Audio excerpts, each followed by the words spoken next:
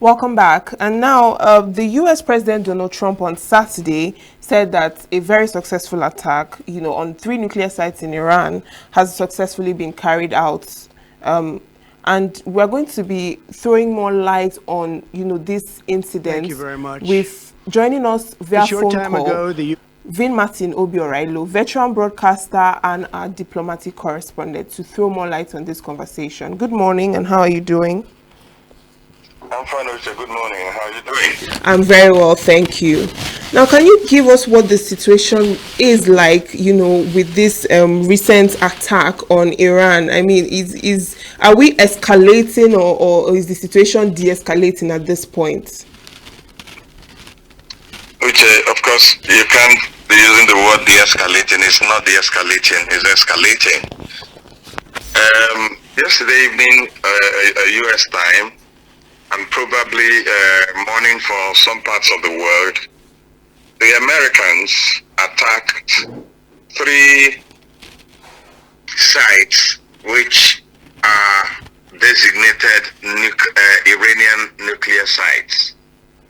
And these sites are very key to Iran's nuclear program. The biggest one is the site that is called Fordo, which is a massive nuclear facility that is buried underground in a mountain in Iran. And in this Fordo, where it is said that the Iranians carry out the uranium enrichment activities, and Fordo is hidden in a remote mountainside, in about 150 kilometers from Tehran, the capital of Iran. The other sites that were attacked last night by the U.S. were Natanz and Isfahan, two other sites that are designated nuclear sites in Iran. And according to Trump had started with a post in his Truth Social handle, but then eventually gave an address from the White House, where he said that the Iranian nuclear efforts had been, in his words, obliterated, like completely destroyed. That is what he has said. I said it was successful. All the people that were involved, all the personnel that were involved had returned back to base without any problem. It's important for you to know what has happened here. You know that more than 7 to 8 days now, there's been this back and forth between Israel and Iran. Israel, of course, started the attacks, and they said the attacks were targeted at destroying the Iranian nuclear technology and nuclear successes. But Fordo, which is the biggest nuclear facility in Iran, is buried, according to them, about 9 meters underground. And only one country is said to have the kind of bomb that can destroy that facility. And that country is America. So you see that from the beginning of the war, at every moment, Israel kept urging the United States to get involved. They kept urging the United States to get involved because they need this particular bomb to use it and destroy. Because this bomb that America has is a kind of bomb that when you deploy it, or when you throw the bomb or release the bomb, it goes down like 6 meters before it explodes. And it's such a big bomb that when it explodes, it has the potential. In short, that bomb is called a bunker buster bomb.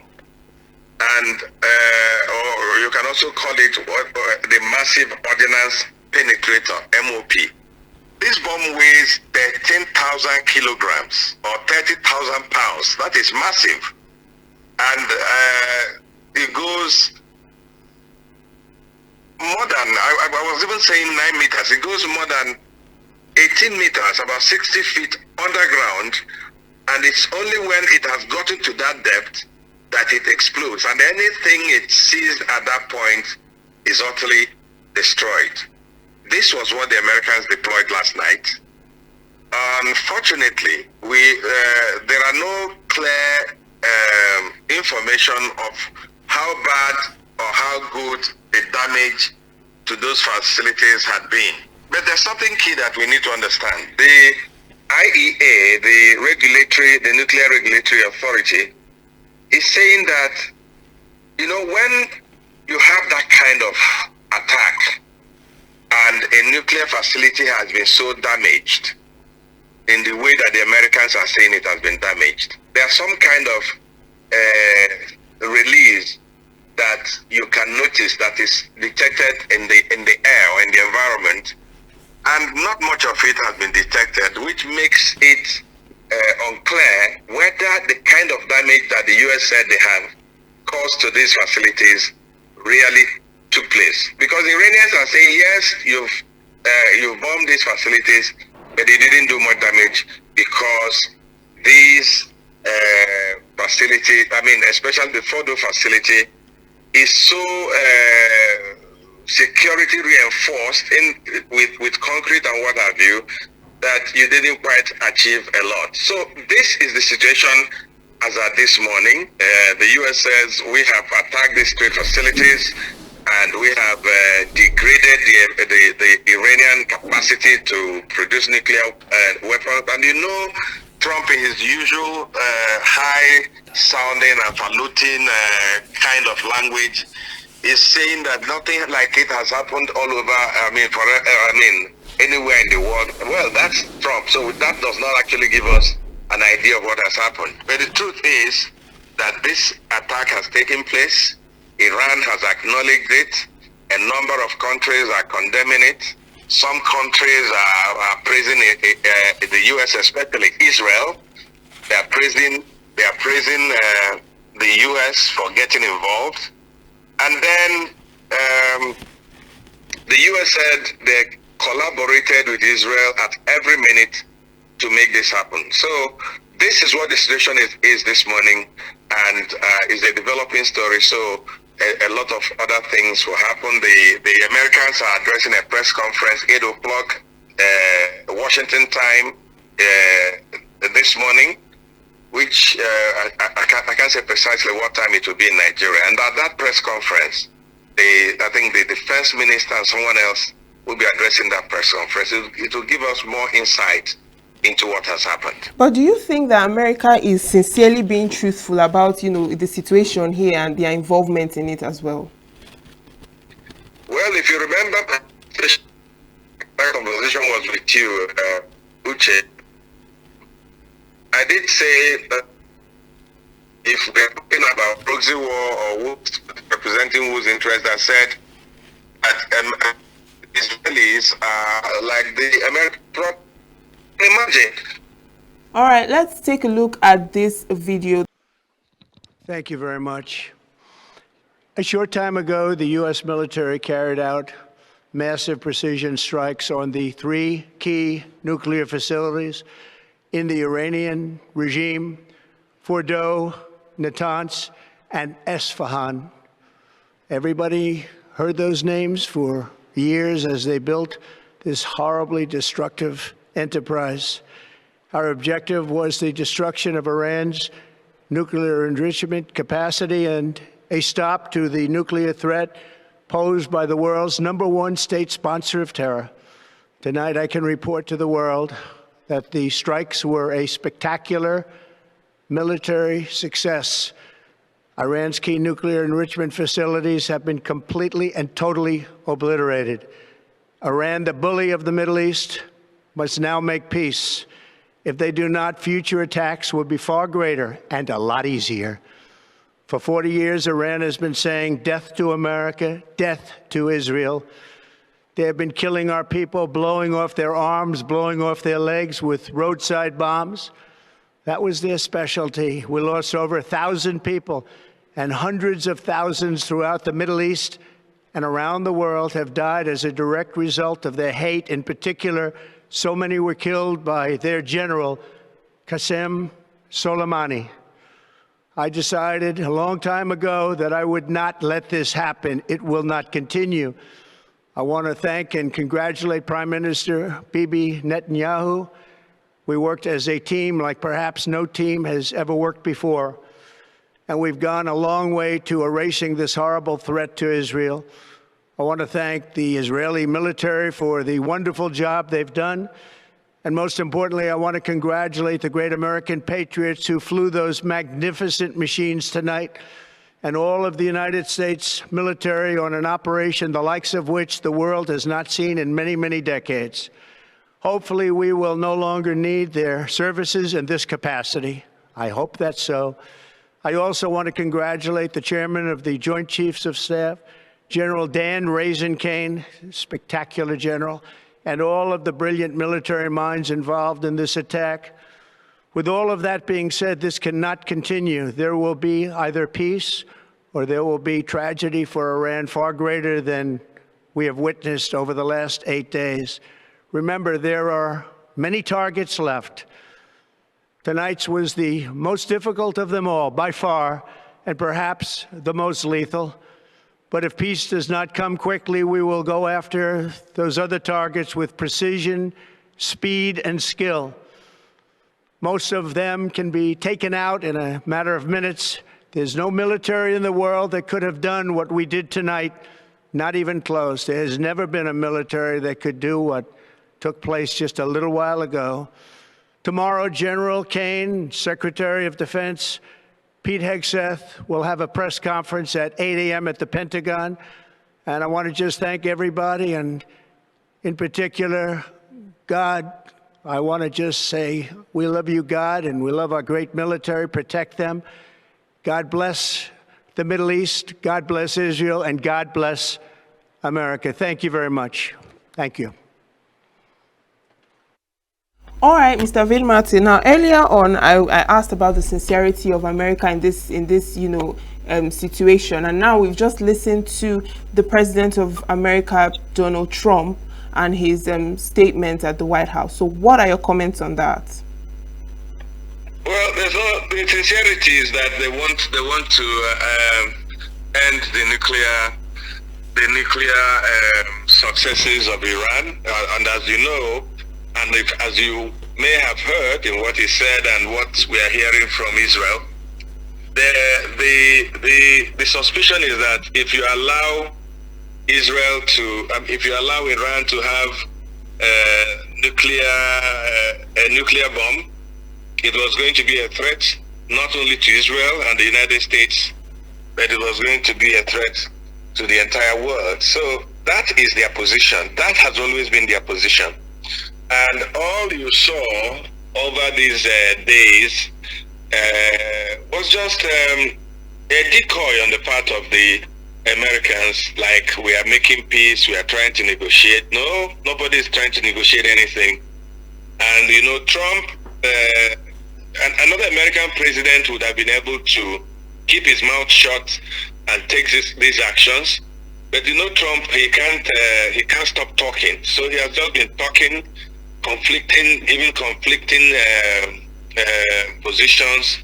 But where they were headed to was what happened just last night, to destroy, in cahoots with the Israelis, to destroy whatever is left of the Iranian nuclear successes.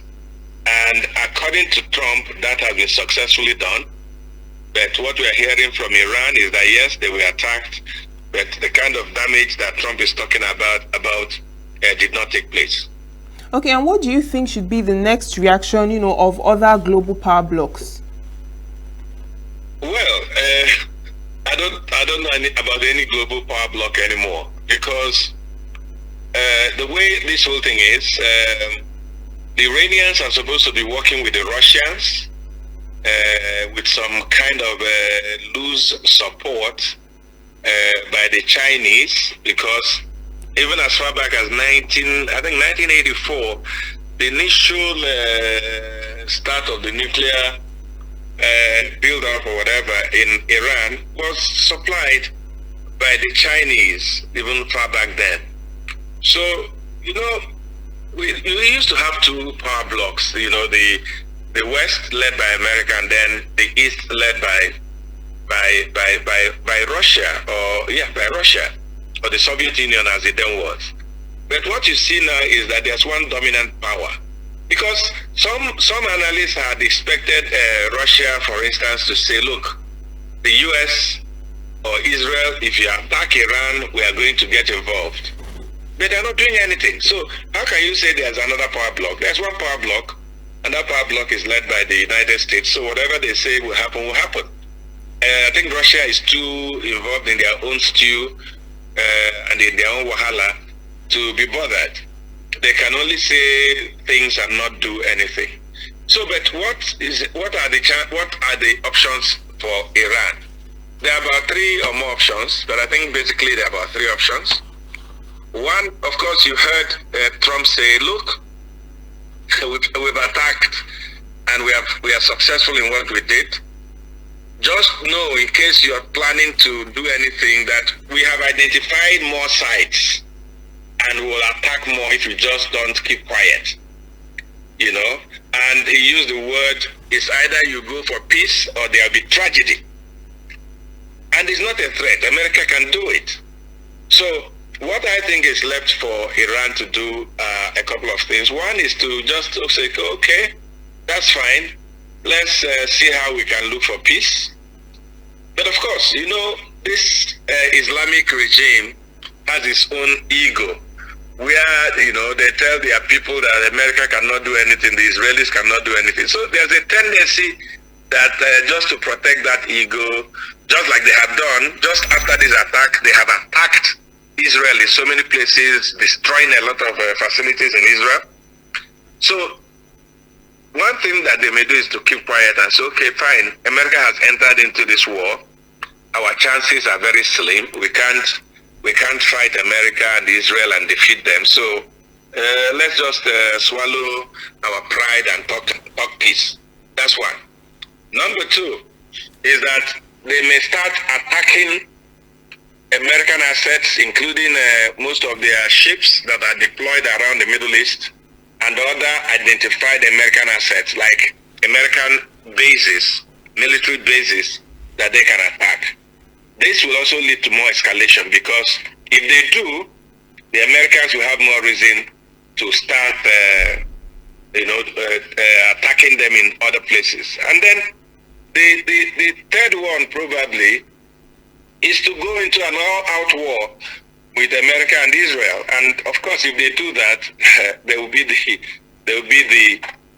the worst for it. But I think that if the guys in Iran are sensible at all, of course they can claim that, look, for Israel, we would have destroyed Israel, we would have killed everybody in Israel, we would have done this in Israel, but now there's a third force, America, and maybe because they have come in, so we are being defeated by the Americans, not the Israelis, and just find a way out of it.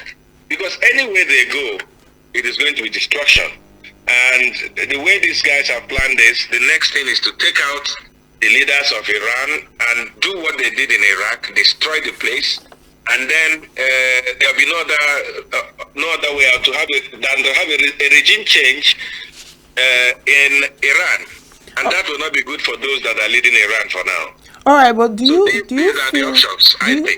feel that we are looking at what could be the start of the Third World War? At some point, when this started, I thought so, but I don't think there's any Third World War. The Russians, who are supposed to support Iranians to start giving us that kind of belligerence and tough talking that would have given us that would be leading the world to a Third World War, are not there. They're not there. They're not saying anything. They're not doing anything. Then the Arab countries that are supposed to be traditionally opposed to Israel are not saying anything. China is not saying anything. Nobody is saying or doing anything. So who is going to cause the Third World War? Because it's like Iran has been left alone, and all that can happen to them is destruction. If they don't start talking peace, it's going to be this. I don't think there'll be a Third World War, except some things happen after this attack this morning. Except countries like Russia get involved and like give an ultimatum to the United States that if you attack Iran again, this is what we are going to do. But the United Nations has no power. They have been talking and talking. Americans are not listening. The Israelis are not listening. Nobody's listening to the United Nations. So I don't think there will be this Third World thing because the Third World War thing, because it looks like Iran is on their own. Nobody's raising a finger. So I don't think that is a challenge right now. What I think is the world can get in and see how Iran can get out of this with some semblance of dignity. Because with the entry of the United States, I don't think that there's much they can do to win this war. All right, and what about non-aligned groups like, many African countries? Do you think there is anything African countries can do, in this situation? The only thing African countries and any other country can do is just talk. And talk without action it does not make any sense. What you see, and it's already happening, is countries rising this morning and saying, we condemn the United States, we condemn Israel, please can there be peace? That's all they can say. I mean, what can an African country do? What can Nigeria do? Assuming a country like Nigeria is angry about what the United States did, what can they do? What can South Africa do? And which other one? What can Egypt do? These are the biggest African countries that amount to anything in terms of the military. They cannot do anything. Neither can any of the European countries do anything, because nobody wants to come into a military. And of course, the Europeans can never, ever side Iran, because like I pointed out in some interviews before now, Iran is a pariah state in the world. What I mean by this is that they are not friends with basically anybody. The only people they are friends with are countries, groups like Hezbollah, which that Israel has been very strategic in what they are doing. They started first to clear all those proxies of Iran, Hezbollah, Hamas, the Houthis. So nobody is even going to raise a finger. Even those terrorist organizations cannot raise a finger. They are decapitated. They are powerless at this point. So, for God's sake, the Iranians are on their own, as they say in Nigeria, OYO. And I think the only way for them now is to just find a dignified exit of this, or else this will be an opportunity for the Americans and Israel to further destroy the country. That's what I think. All right, thank you so much for your update on on this incident, Vinmartin Obiora Ilo. Thank you for your time. Thank you.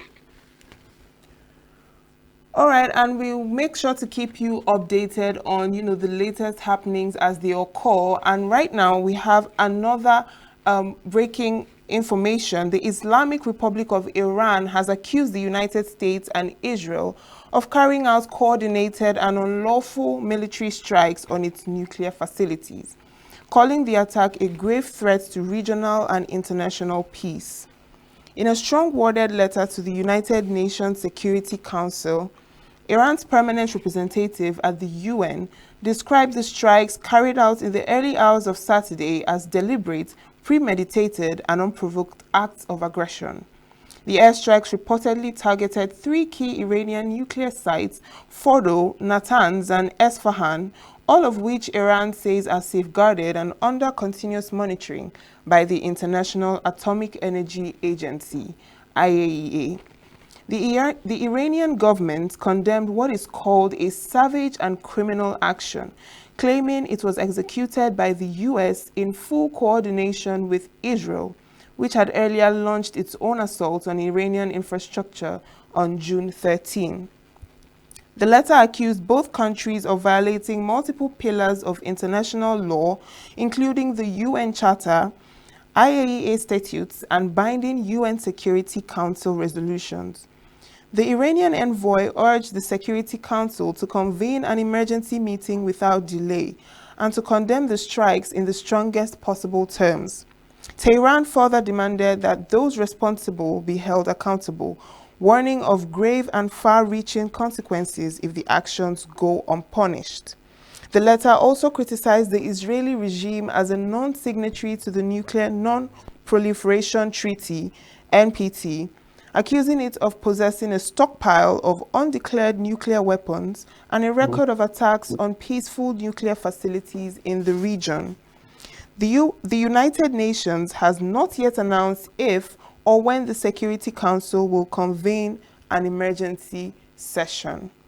And that is it for the update on the Israeli and Iranian conflict. And we'll be right back after this timeout for the continuation of New Day. Every second, every minute, every day, news is breaking, events occur, and there are new developments. At Signature TV, we follow these stories objectively, bringing all sides without bias, explaining the complex issues, breaking down the numbers, and investigating the issues behind the news. Anywhere and everywhere, near or far, wherever the news is, we will be there. Signature TV. News in your pocket.